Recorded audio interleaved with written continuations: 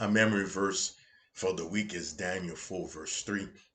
And the NLT version says it this way: how great are his signs, how powerful his wonders. His kingdom will last forever, his rule through all generations. This verse gives us a picture of who God is. The verse describes God as king, and this image of the king is the only picture that can express God's highest authority when it comes to God. We have to realize who we are and that we are not him. So we must take our proper place. And our proper place is to worship him as king and the giver of everything. I failed to do that when I was in college, even though I was a Christian. I am blessed with the gift of athleticism. And I used that gift in college to run track. And I was blessed to win a national championship in the process. Before the accomplishment, I was just an ordinary dude. And God was an extraordinary king. And after the accomplishment, I had a certain status, and everything changed. Everything became about me. The attention and the accolades got into my head, so I became prideful. I dethroned God off the throne of my life, and I placed myself on that throne.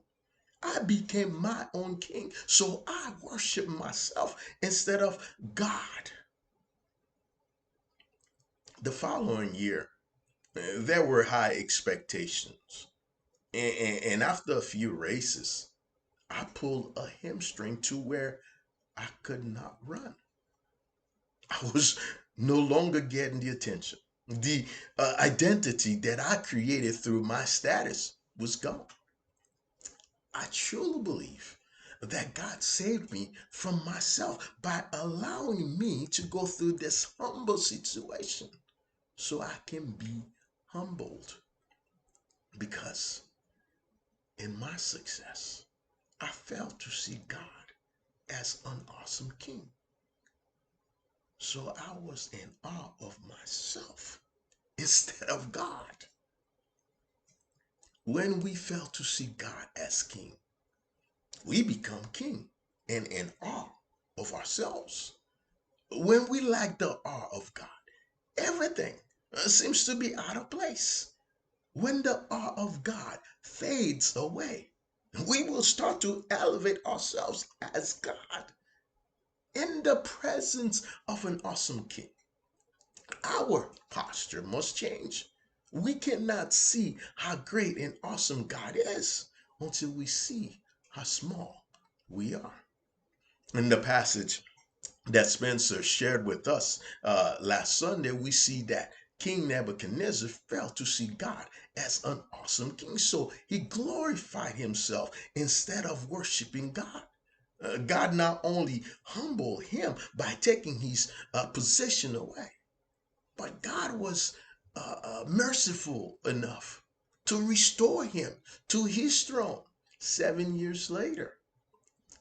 The bottom line is God is in control and he is the most high.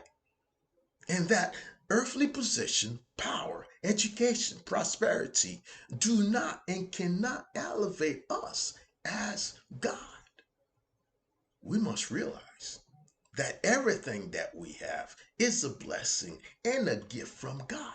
And we should honor him and give him praise for all he has done because he is an awesome king. So, God, we thank you for being an awesome king. We thank you and we worship you for all you have done for us.